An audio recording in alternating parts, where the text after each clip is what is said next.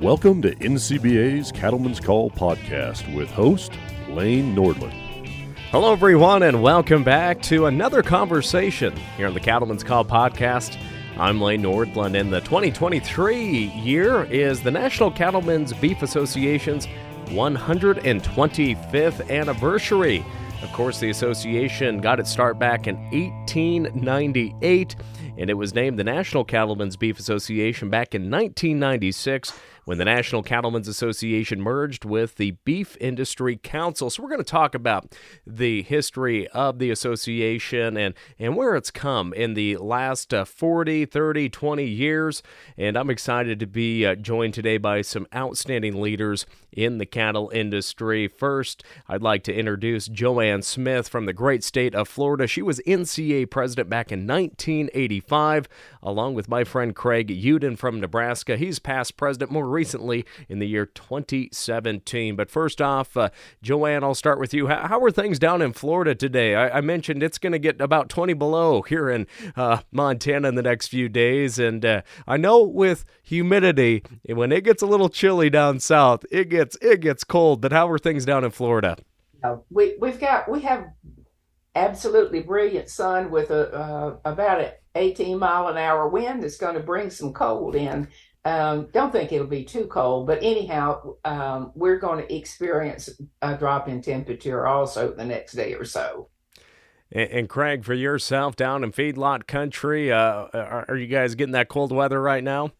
Lane, we've had more moisture in the last 3 weeks than we had the last 8 months. So we are kind of a mess.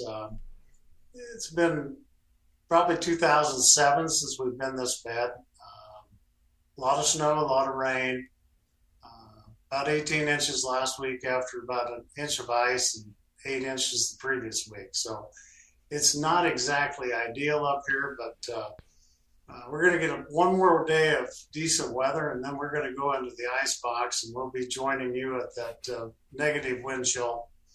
And not the greatest elements, but hopefully it cleans up before everybody gets to the cabin here in 30, 40 days. Yeah, that's the wonderful attributes of being up in the Midwest and up in the Northern Plains. Calving season always seems to be thrown off by that cold weather, but we need the moisture, no doubt, as it has been so droughty across much of the nation. And that's the challenges that come with being in the livestock businesses, the ups and downs, the successes and the challenges. And with that, there has been a lot of successes and challenges for the last several decades in the cattle business. And Joanne, I'll start with you to maybe share a little bit about your history with what is now the National Cattlemen's Beef Association and your involvement in the organization. Of course, I mentioned you were president back in 1985. What has that been like, being a part of the leadership of the cattle industry on a national level? Well, irregardless of what you and others may think, I've not been around for 125 years. However, I have been around and been a part of seeing interesting changes, all for the good, all marching forward. I became involved in the Cattlemen's Association back in the late 70s. I was involved in the Cattlewomen, and I was appointed to the first Beeferendum Committee, which was the checkoff committee, and representing Cattlewomen. So that was my introduction into the Cattlemen's Association. And shortly thereafter, we merged the old American National Cattlemen in with the National Livestock Feeders Association. And that was in the late 70s. And I became first woman chairperson of a committee, which happened to have a lot of things called dietary guidelines, nutrition, the consumer movement, those kind of things that we had not experienced before as an association. So that was my introduction to what's now known as the National Cattlemen's Beef Association. Well, thanks for that quick glance at the beginning of your leadership and volunteer role as well, and we'll dive more into that as well. But Craig, for yourself, let's talk about your involvement, where you got your start and moved your way up to being my bus seat buddy on a Young Cattlemen's conference a few years ago. Well, I've always been I grew up and I'm glad she brought that up in the late 70s, Joanne. That's really where I got involved. And my dad, when I was younger in high school, we were raising cattle and went down to what's now the FSA. And we voted back then if we were going to have a checkoff or not. And so that's kind of really where I got my start. My dad was really involved in organizations. And when I came out here to start this operation, my partner's very involved. So I got involved in my local and my state organizations at a very early age, you might say. And consequently, this will be my 37th year, I believe, since '85. I've went to every NCBA convention that was there. So I was always there because I thought it was a great learning experience. And I wanted to get more involved on the state level when I was younger, but it really brought a lot of perspective and a lot of new ideas when you would go on and see what the real issues were. How I really got involved then was building my operation. I came in a little on the different side. I came in off the checkoff side, and they said, "Why don't you run for the Beef Council?" I said, "Okay, we'll try that." And that's only so many meetings a year. And I said, "That'd be fine." Well, then they got me to see if I wanted to be on the operating committee. So I tried that. And that's really where I got my start, off the federation side. So I went up the federation side for my 8 years and became the chairman. Then we did something a little bit different. As I had a little more time at that particular time, so I jumped over on the policy side and threw my hat in the ring over there.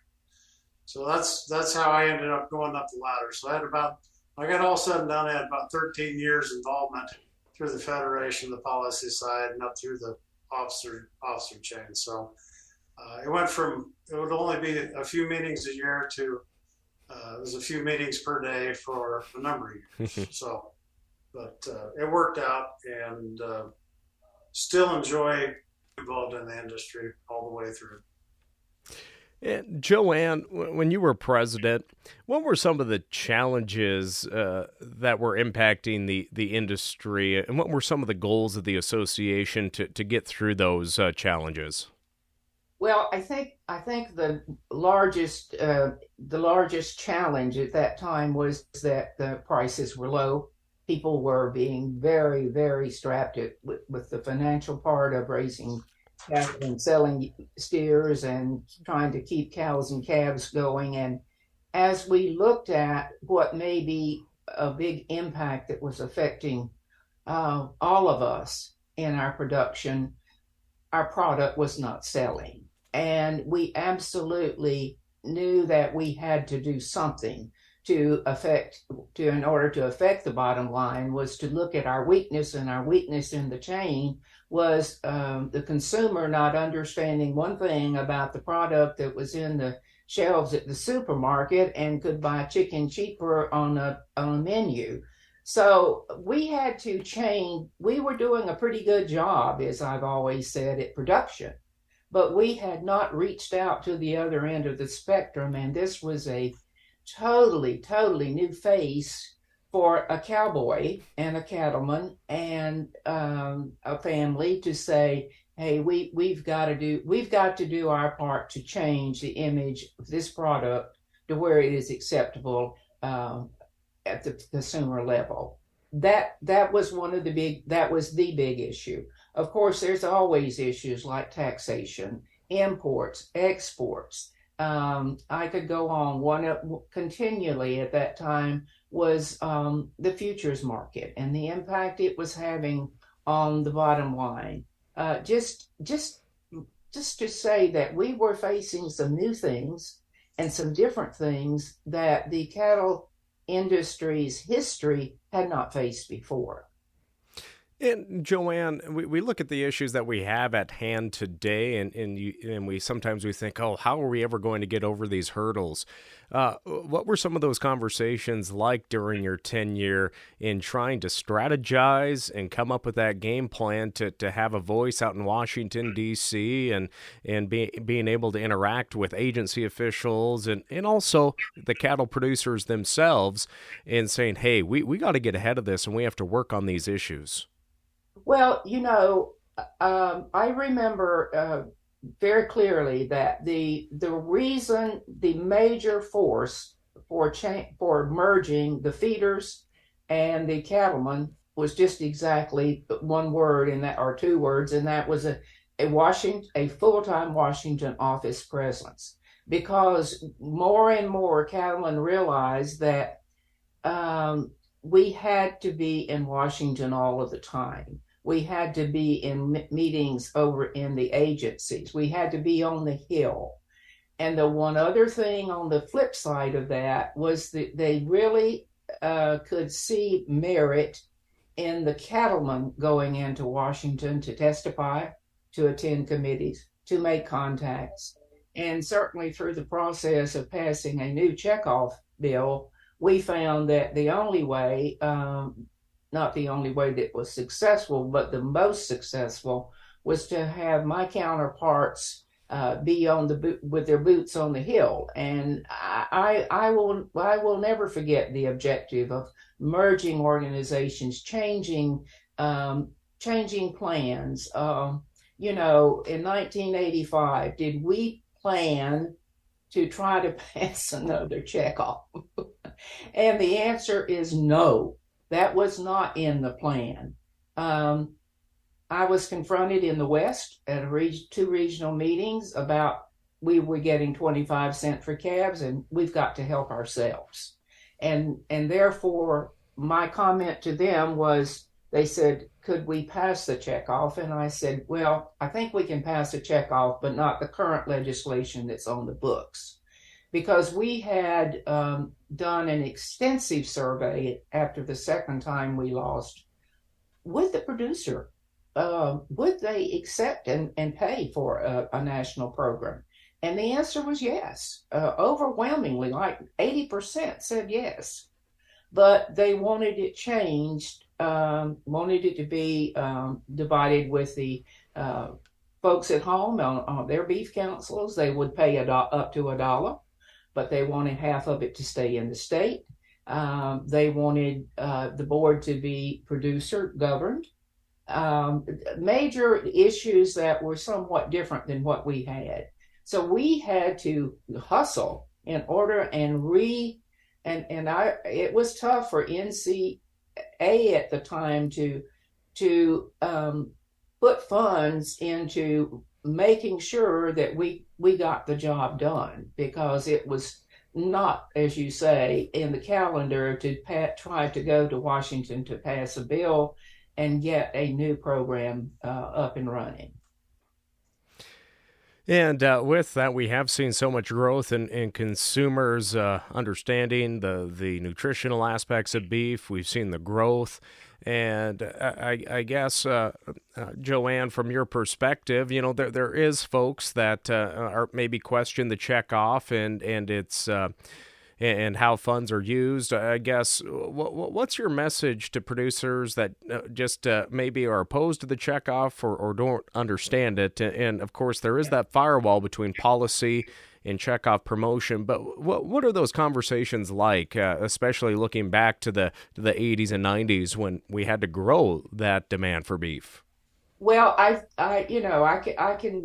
can stand and freely say that the checkoff has definitely been the guiding light that changed the consumer's attitude about beef. And if we had not had the checkoff and continually been able to get forward with a message in all avenues and all venues, particularly as technology changed and the way we bought our groceries and the way we changed to more eating out more and all, our checkoff has certainly done a wonderful, wonderful job. However, I still respect the person that says, I don't believe in the checkoff program. I don't think it's done good. It didn't do what I wanted it to do.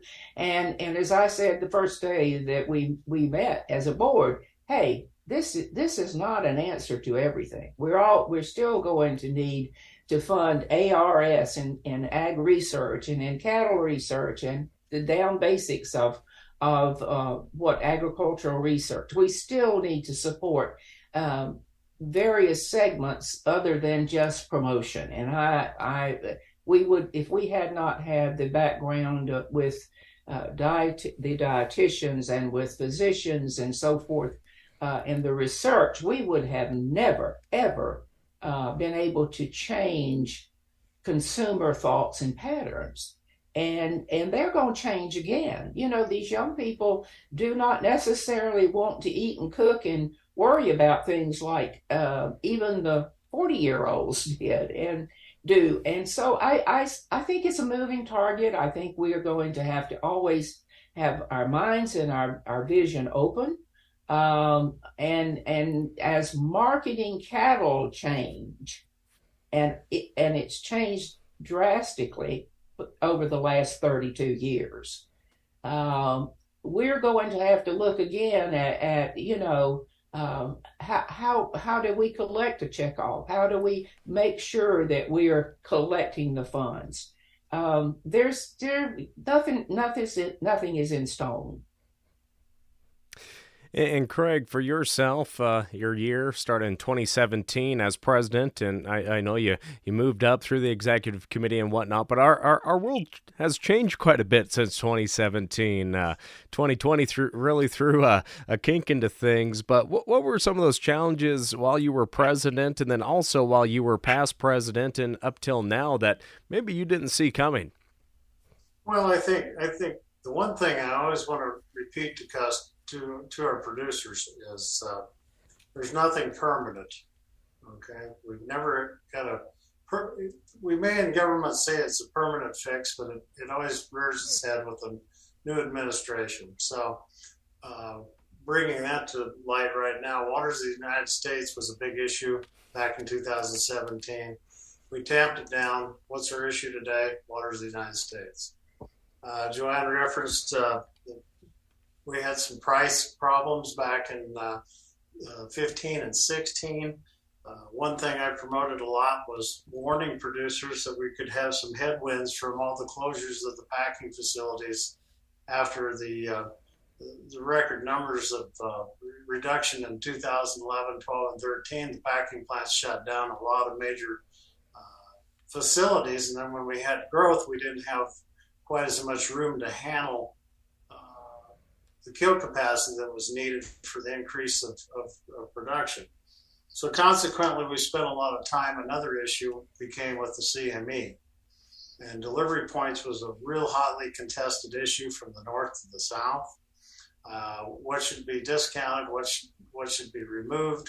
We needed to add some delivery points, which we did. We needed to streamline the contract, or make it actually not really streamline it, but make it more acceptable to newer standards of what beef production had.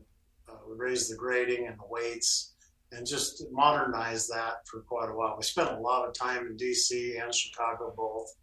We about had the contract pulled. We got pretty contentious with the CME, and they said they would meet us in Washington to just delist the contract, and that got everybody's attention. So brought everybody back into perception. But one great thing that did happen, and it goes back to the checkoff, and I want to talk a little bit about that. We're at transition in my era.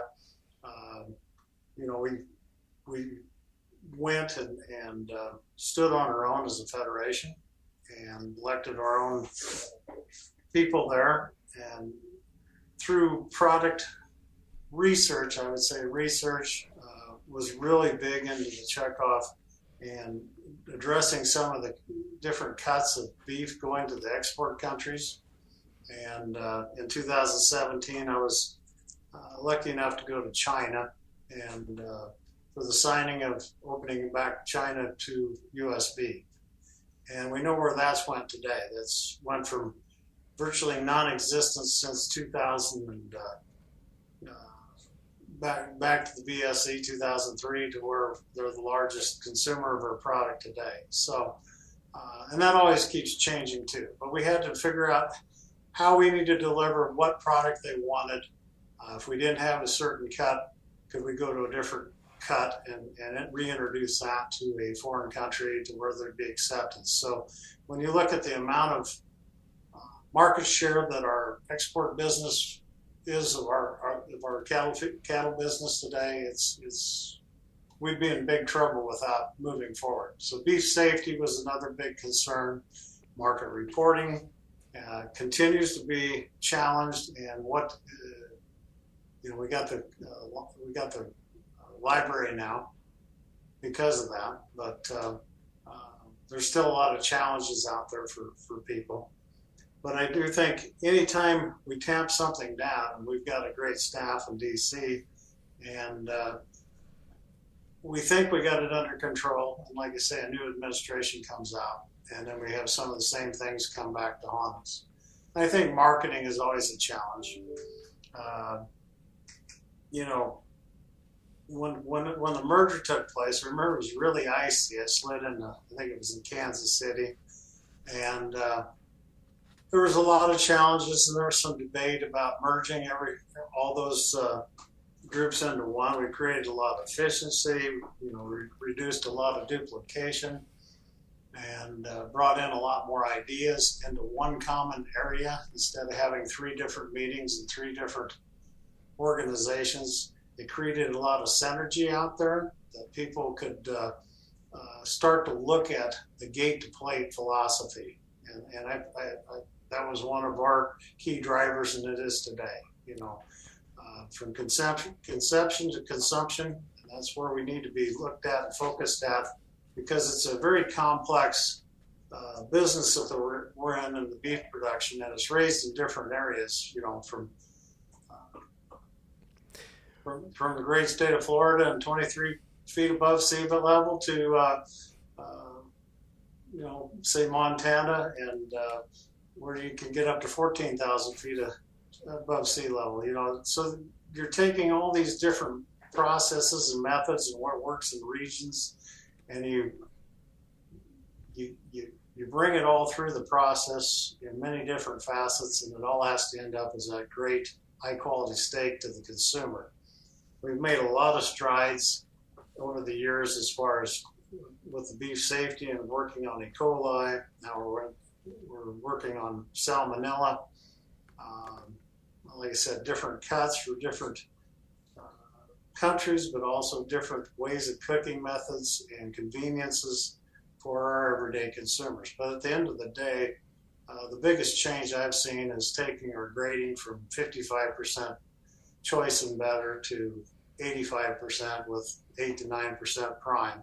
So we really don't have a lot of that poorer quality, and we had to grow up sometime and become the premium global protein out there for all segments.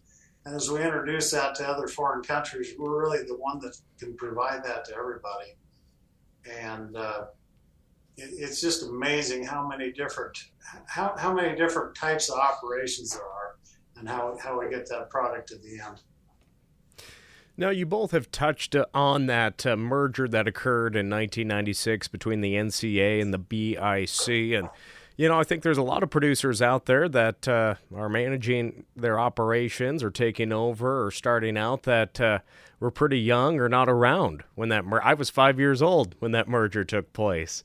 And I think with that, we talked, Joanne talked about having that full-time presence in Washington, and Craig, you discussed having that synergy, but obviously it was a very controversial decision to do that, and it was probably met with a lot of criticism, and I think there's still criticism about that. So, Joanne, what are some of the other factors that were discussed? This is obviously after your time as NCA president. I'm sure a lot of people came to you and asked you questions and what your thoughts were on it. What were some of those concerns, but also opportunities that came along with that merger when we were there in the mid-90s? Well, here again, having been around a while and having seen success with mergers, and Craig just a moment ago um, hit on something that I think is very important, and something that a new president of the Beef Association needs to recognize immediately is that there is a lot of difference between East Coast and West Coast and North and South cattle production. Therefore, the interests are somewhat different. The focus of what I want to get out of this is a little different. And we've grown up and we've begun to understand that we've all got to work together. Those of us in the associations may have tended to individual associations and units may have been a little hesitant to want to see change, but I think down deep in their heart, they too realized we had so many duplications. And even when we had the National Cattlemen's Association and the Beef Industry Council, those of us involved in both could see readily the duplications. How many people did we have at a meeting that we were invited to? 5. Who needs 5 people there to say the same thing?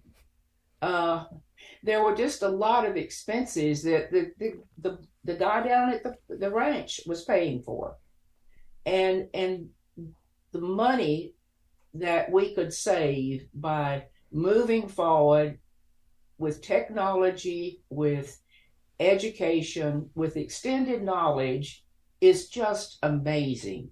Will it be the same 20 years from now? No, and it shouldn't be. And we do not want to stop progress. I foresee less meetings. I foresee that there will be much better coordination within the committees themselves. People are going to change. We're going to have to be able to furnish them the information at their desk or on the road or wherever they might be in order for them to participate. So as I think backward to the concerns and the issues, a lot of them were miscommunication, misunderstanding, not being able to quite see how it could all move forward. But I don't think it is intentional. Some people never like change, so I don't have an answer for that one. But as a whole, I think people have begun to understand, yes, this can work, and yes, this will work. We've got to all put our mind and our focus on it. We have to continue to help to drive the car and turn the wheel.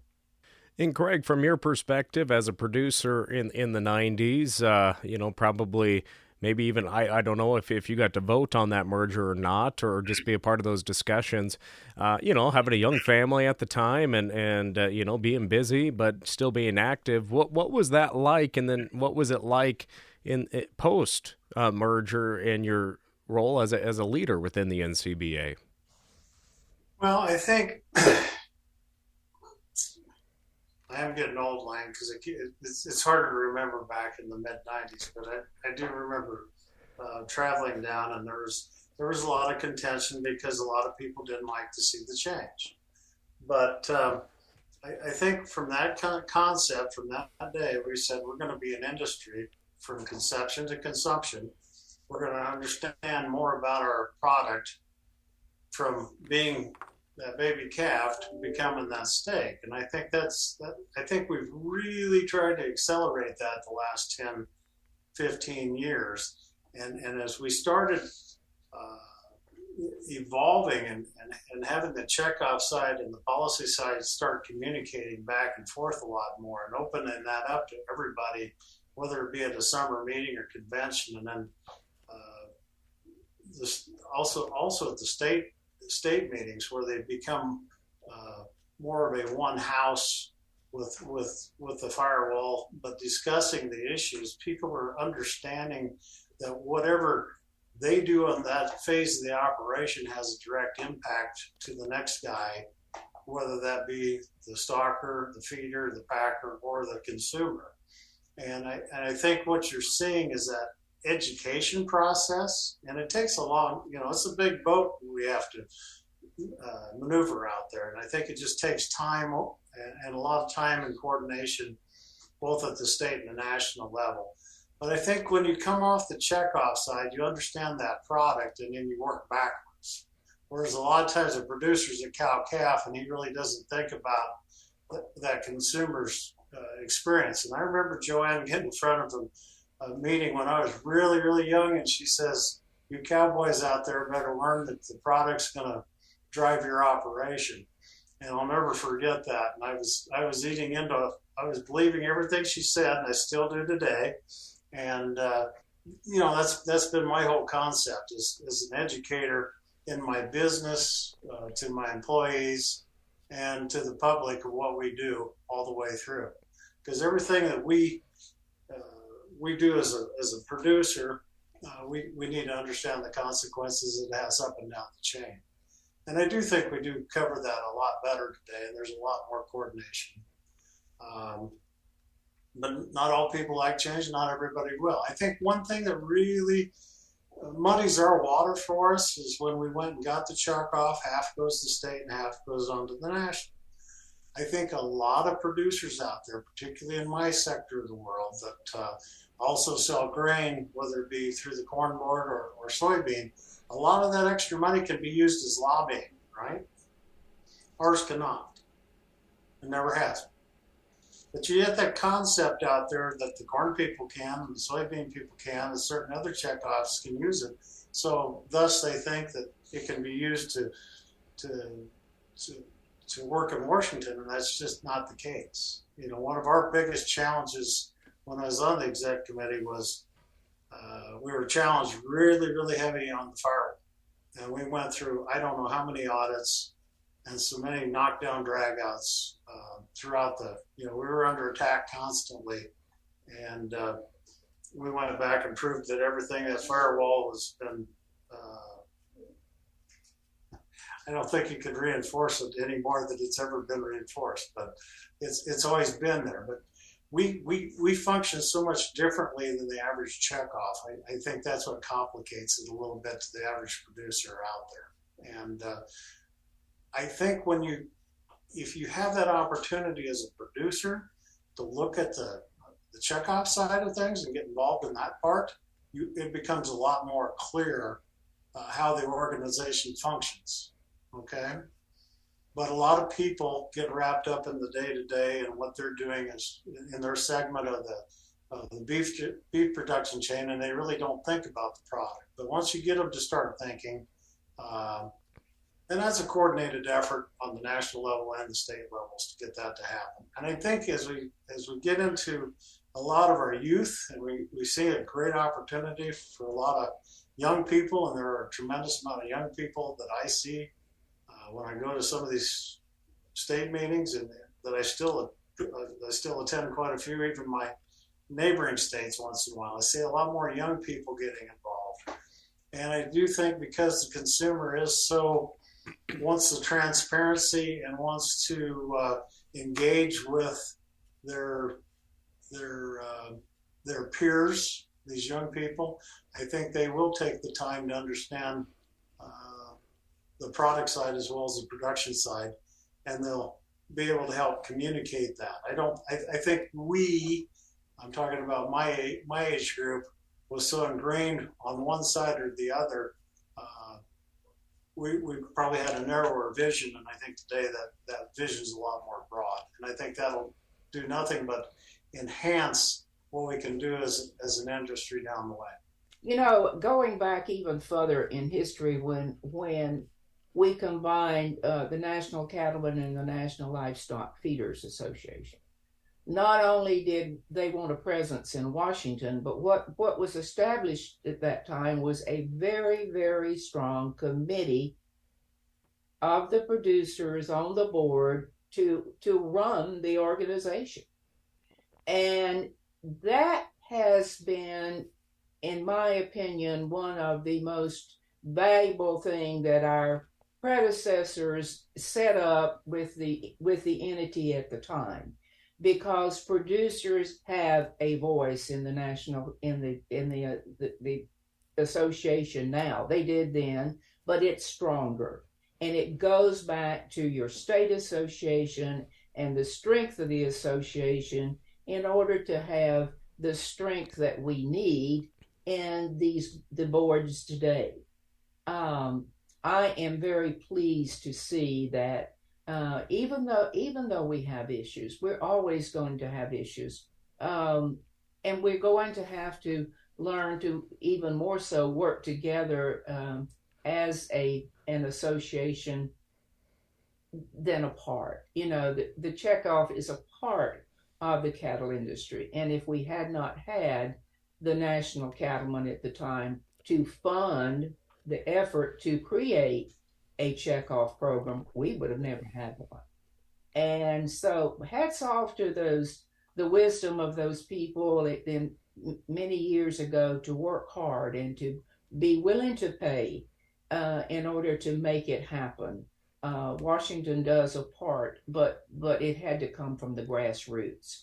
And I just feel strongly, yes, we'll have differences between what was the old Beef Industry Council group sometime and the cattlemen, and that's moved on now, kind of out of the way, and the vision that the younger people have today of new technology, of podcasts, I think it's just very important that we embrace. And Lane, I'd like to echo on that. As I look back, and your executive committee is made up of your 7 regions on your policy side, and also on your checkoff side.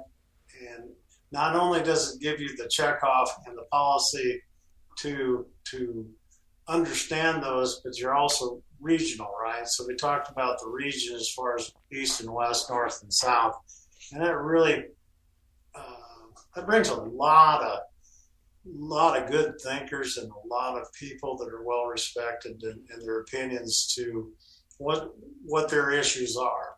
And there can be some vast differences out there, and different challenges, but it really has. It was really well thought of when that was put into place, and then I think it's done nothing but go back and really incorporate the states to send the right people and the right mindset. And one of the first things you learn if you're going to get involved in this organization is you're going to you throw away your biases, and you're going to do what you can for the organization, and not for just your region or yourself. Now, both of you have talked about that next generation of producers, those young producers, and looking to ideas and being, acceptable to change. And I've been traveling quite a bit here at the start of the year, going to various agricultural meetings and different, livestock groups. And it is amazing. I'm seeing a lot more young producers, and I think this is kind of a post-COVID thing as well, where folks can get out and about. But what's your advice about letting the management era folks, let the young folks go to some of these meetings, get away from the operation, and hopefully not get volunteered to be on a committee right away, but take in the county, the state, and the national meetings so they can get exposed to it, so it's not just exactly what they're reading on Facebook or maybe reading an email or listening on a podcast. Why is it important to let that next generation get away from the operation and make dad or mom stay home for a few days? Well, I can take that on right now. I know one thing that's been happening a lot, and I you don't always like to see some of that institutional knowledge leaving, but it's my understanding, and we've just went through it here in Nebraska, of some changes of these state organizations. A lot of people are getting to that era where they are retiring. And so you see a lot more young people stepping in to these state associations. So consequently, you're seeing a lot more involvement in programs for those on the state level, and then they're forwarding those names onto a national level. And you're seeing, and that's, sometimes it's, I look at it as that's our future. So I'm pretty open to any and all come and not just say and come to the meetings, but actually get involved. That's somewhat contentious with certain people that, they don't like change either, but, that is who's going to be running the operation in the next 10 years. So they need to get involved. It is a harder group to get involved. There's been changes in the organization where you have more Zoom calls because they can't always get away from a cost standpoint or an operational standpoint. But I think the association's done a pretty good job of opening that up and allowing people to become more involved and maybe not have to go to DC all the time or go to Denver, but they can be involved on a day-to-day basis. And I think as the industry evolves, so does the association, and they'll keep coming up with different ideas of how they're going to engage more of these young people. But I do think that you're seeing it on a lot of state, and I think you're starting to see more and more of it on the national, of people getting involved. I know we've been pretty successful in Nebraska on all kinds of different levels, and I really encourage it because my time's limited. How many more years I got to go run around and do this? But I might go this year just because I don't want to stay in the snowbank. Joanne, what are your thoughts on that? Obviously, you let Marty go to a meeting, your son once, so he got to get active too. So, but well, I think you pretty well can know exactly how I feel about it, having a son that's been so involved. But, I look around, not only here in Florida, and we've always encouraged the young people in this state because we kind of tend to be a state that you pass it on as you go through the generations. But even as I work with the universities and the particularly animal science programs, these young people are very bright. They're very interested, and it's really behooves us to encourage them to find a place. Fresh ideas, whether they're voted on or accepted or not, are fresh ideas, and we need to move. We need to understand that era coming along, and the door's open. I think that we need to do a better job of including them. I find it very rewarding to see the interest that I see being generated in young people across this country in the cattle industry.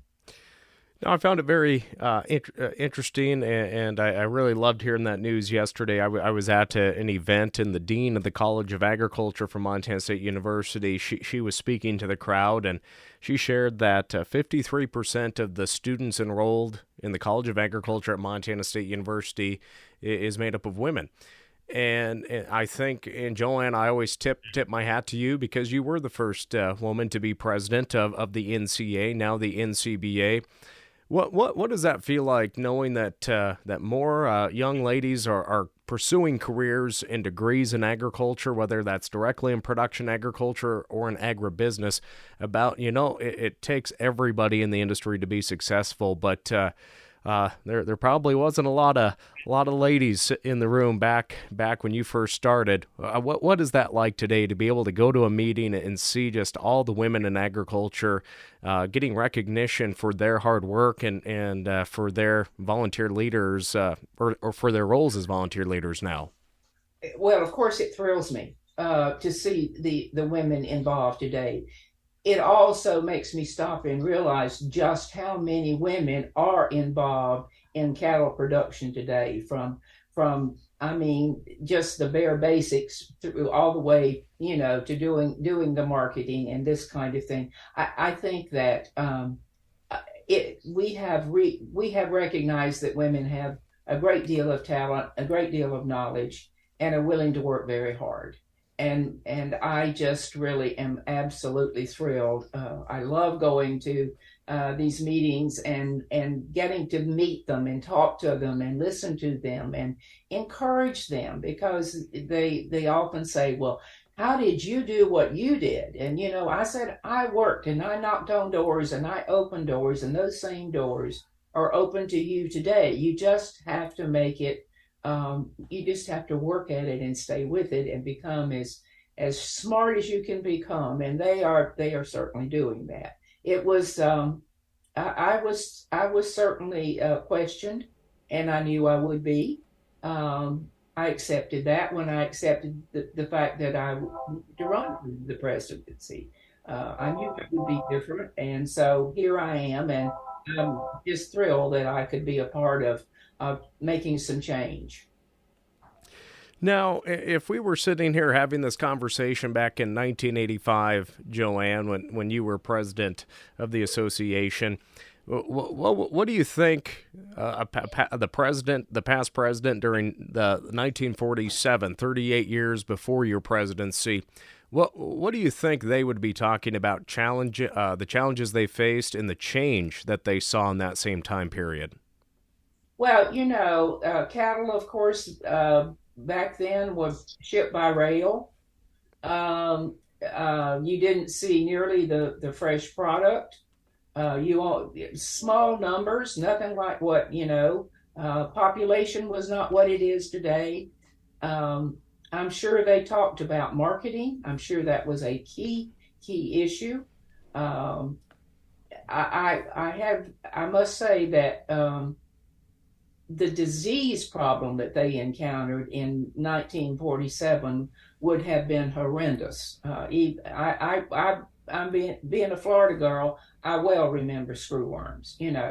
I know exactly how fast you have to be to catch a calf, and doctor it. So, 47 would have, and a lot of states would have been no fence.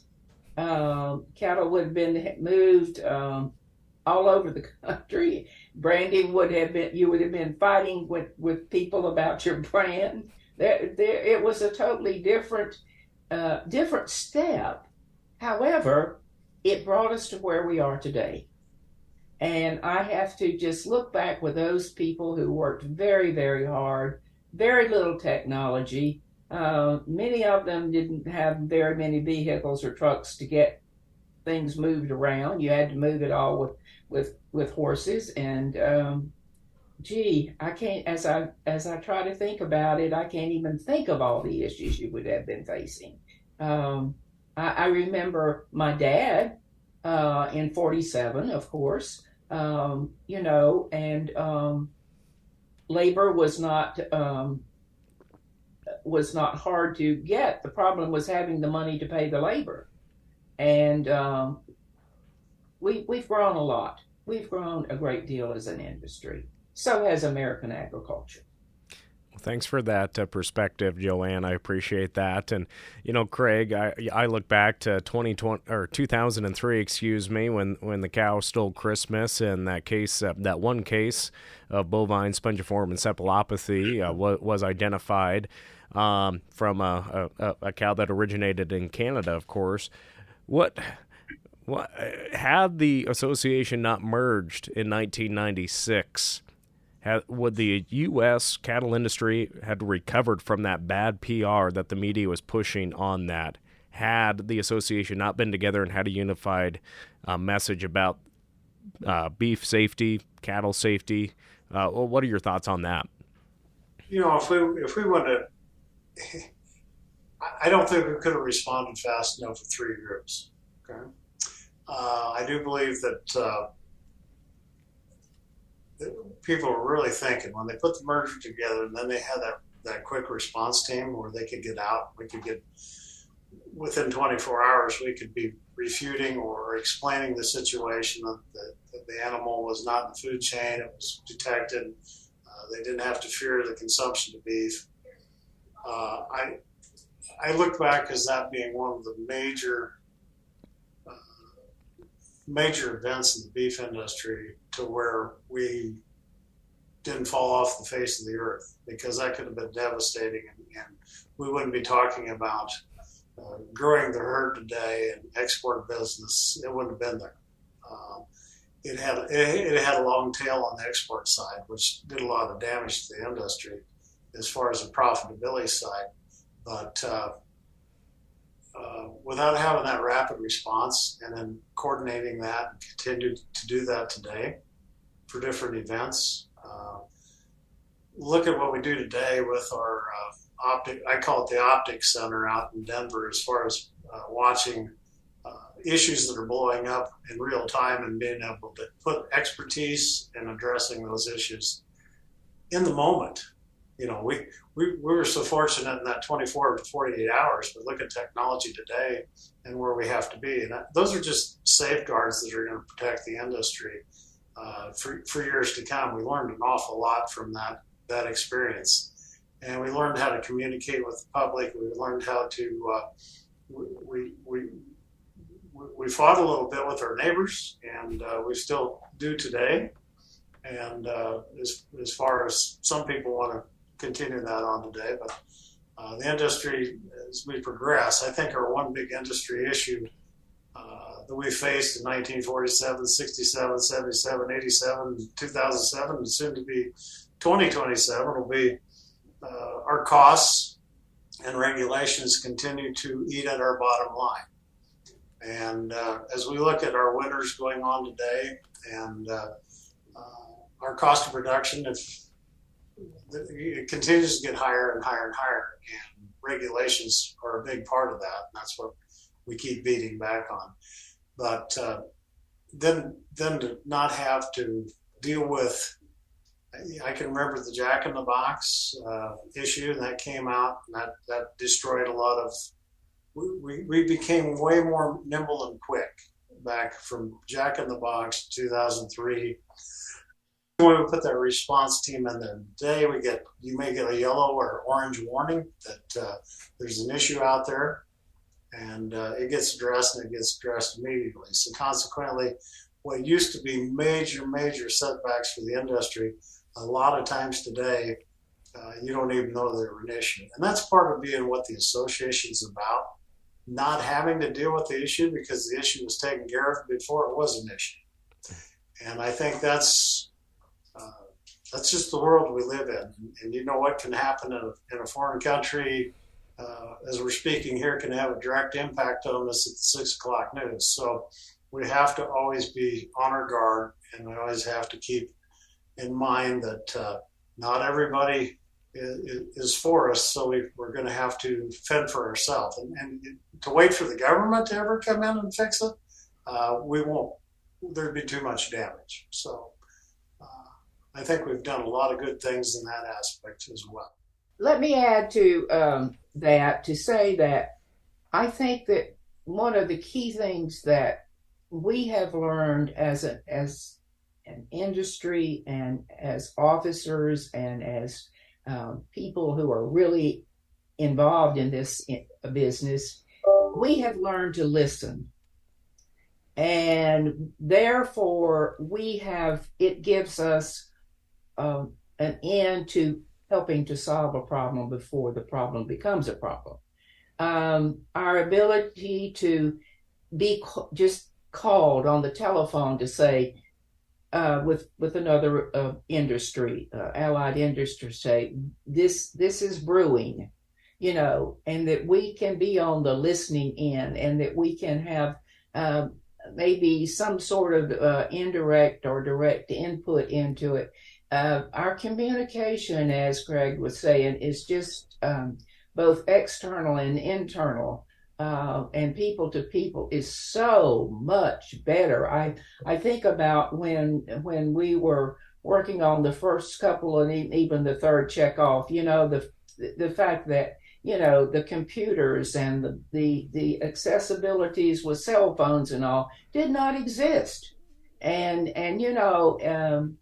we know things, as he said, we know things instantly, but we also know how to listen. And I want to comment on that. I think that is the biggest thing you learn as an officer, is you learn to listen.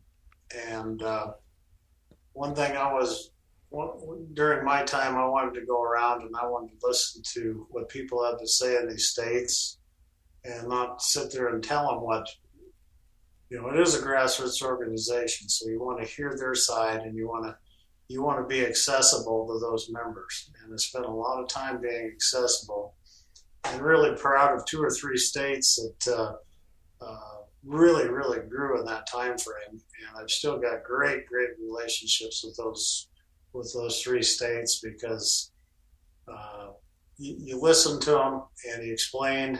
And most people just want to be heard, and then just to explain, answer their question instead of giving them a spiel about what you're doing. Answer their question back direct. Well, as we conclude today's conversation, we've covered a lot of ground, the challenges, the opportunities, the growth. But what do both of you see as an exciting, I guess, something that NCBA is currently working towards that gets you excited about that project or what the future has in store? Craig, I'll start with you. I think it's the communication and the response. That's one thing we really started putting down on. We don't know what the issue is going to be. We can list 5 things we think it's going to be, and usually we'll capture 2 or 3, and another 2 or 3 will come out of left field, and we'll have to address them on the move.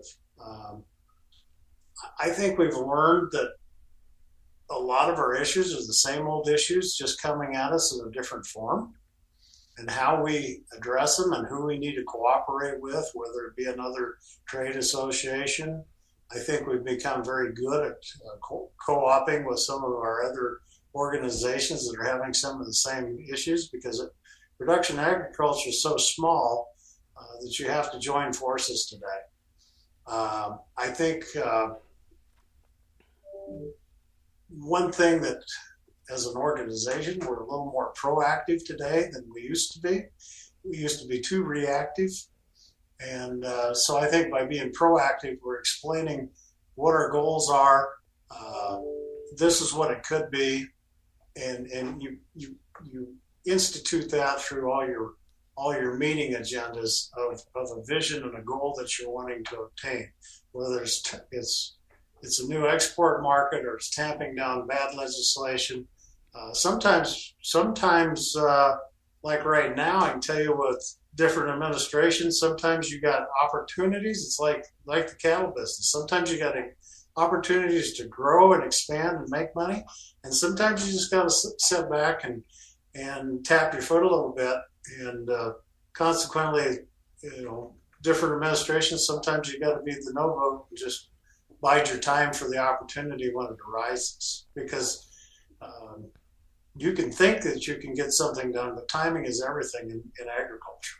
And sometimes those opportunities allow you to move forward, and sometimes you just gotta, we're kind of an impatient group here, Lane, as far as cattle producers, and that's not always an easy sell. But consequently, market's starting to trend up. We have less numbers. Hopefully, this drought breaks.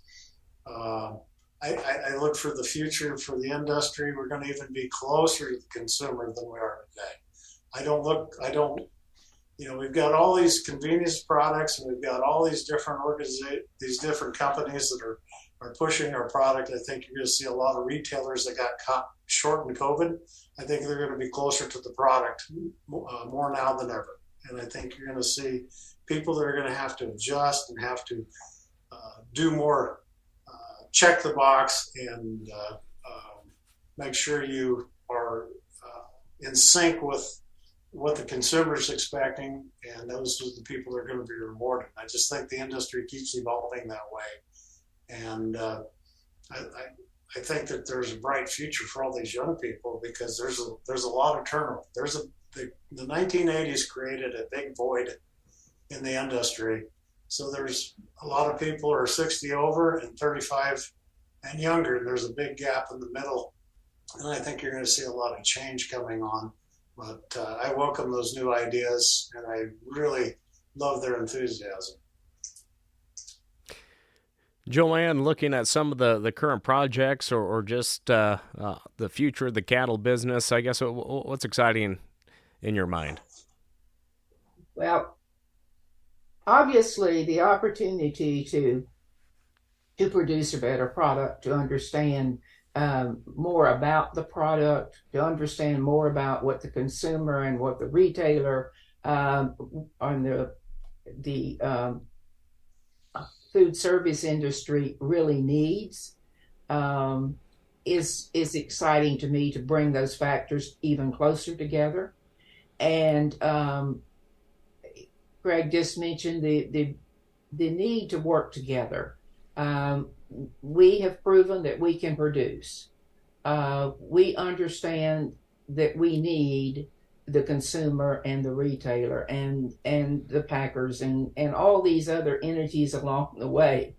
And we don't always see eye to eye, but we absolutely have to reach out to consumers who are faced today with their dollar, the food not going as far, teach them more how to use our product, that it does fit. You just have to know how to make it fit. And we've got that monkey is on our back. We can't walk away from saying here again, like we started in the 60s, saying here's the product, you get it. We can't go back to that theory. We've got these. I am just fascinated with all of the cute, clever recipes on these that you can just grab up and go try yourself, and they work with these new gadgets. I want you all to know they're kind of neat. And as we have new whatevers on the market to cook our product, we're going to have to help the consumer understand this is how you can do it. We've got a big job ahead of us, and I see that as the biggest challenge. The producers doing a heck of a job, but we've got a job to do. Well, again, I really enjoyed today's conversation and, 125 years of advocacy through what is now the National Cattlemen's Beef Association, and just a quick glimpse here today with two of the outstanding leaders that, volunteered their time to be a leader and help advance the future of the U.S. cattle industry. So I just want to thank both Joanne Smith and Craig Uden for joining us here today. Just any last comments before I let you get back to your day? Thank you for the opportunity of being a part of reaching back and bringing forward some of the information that I think will help others to understand why we're where we are, and let me toss the ball to them to take it and run. And Elaine, I'd like to thank you. I'd like to thank Joanne for stimulating me to want to become a leader, many years ago. And it's been a great honor to serve this organization because it's made up of fantastic people, both as the producers and the staff that leads it. And it is a very coordinated effort. And we have a really bright future. Maybe you're always going to have dark days, but the industry is going to continue to move forward. And I really think that we've done a lot of wonderful things in 125 years, and we'll continue to do great things for the next 125 years. So thanks again for having us. Lane, I'd like to just comment to second what Craig has said. We have had and continue to have wonderful staff that help us as producers focus on the issue and do what we need to do. And they're there 24 hours a day almost to make that happen. And my hat's off to us. We couldn't do, those of us out here in production arena could not do what they are doing. And people like you make it happen. And we thank you very much. Well, again, thank you both for joining us here today and sharing your insight, again, as we celebrate 125 years of the National Cattlemen's Beef Association. A big thank you to Joanne Smith and Craig Uden for joining us here today. That will do it for this conversation here on the Cattlemen's Call podcast. I'm Lane Nordlund. We'll catch you next time. Thanks for tuning in to NCBA's Cattlemen's Call podcast with Lane Nordlund. For more information, visit ncba.org and make sure to subscribe to the podcast today.